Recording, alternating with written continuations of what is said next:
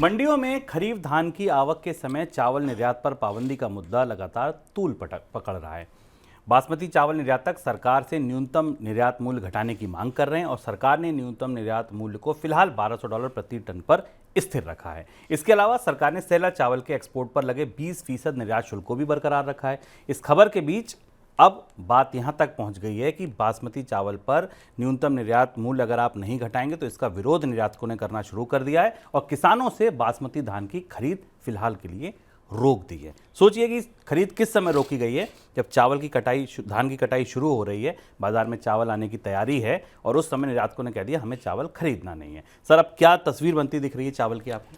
शुभम, अनाज बाजार की उथल पुथल ने सरकार को बुरी तरह उलझन में डाल दिया है। इस हाथ ले और उस हाथ दे वाली स्थिति है। यदि सरकार इस समय चावल के निर्यात को प्रोत्साहन देने की कोशिश करती है तो बाजार में कीमतें बढ़ेंगी जो पहले से बढ़ी हुई हैं, और अगर निर्यात को प्रोत्साहन रोकती है तो निर्यातक जो नई फसल आते ही सबसे बड़े और पहले बायर होते हैं, क्योंकि वो सबसे पहले ताज़ा धान खरीदते हैं और उसके बाद उसकी मिलिंग कराकर एक्सपोर्ट करते हैं, वो बाजार में नहीं आ रहे हैं। इसके दो बड़े असर दिखेंगे। इसका सीधा असर दिखेगा कि एक तो भारत का निर्यात टूटा हुआ है और ज़्यादा टूटेगा, दूसरा किसान जिन्हें निर्यातकों की मांग निकलने की उम्मीद थी वो अब टूटती दिखाई दे रही है।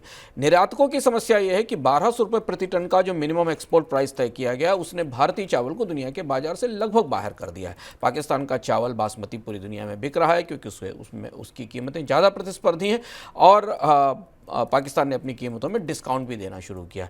पिछले 15 दिन से 1 महीने से सरकार के भीतर इसको लेकर तमाम वार्ताएं, बैठकें चल रही हैं, पर महंगाई का खतरा सरकार को आगे बढ़ने से रोक रहा है और इस असमंजस का नतीजा यह है कि निर्यातक भी गंवा रहे हैं और अब किसानों को भी इसका नुकसान होना शुरू हो गया है। ये बात जो शुभम ने आपको बताई, हरियाणा, उत्तर प्रदेश और हरियाणा, पंजाब और पश्चिमी उत्तर प्रदेश की मंडियों में जहां आमतौर पर पहली खरीद करने के लिए निर्यातक बाजार में आते हैं और वो धान खरीदते हैं, उन्होंने विरोध में धान की खरीद रोक दी है।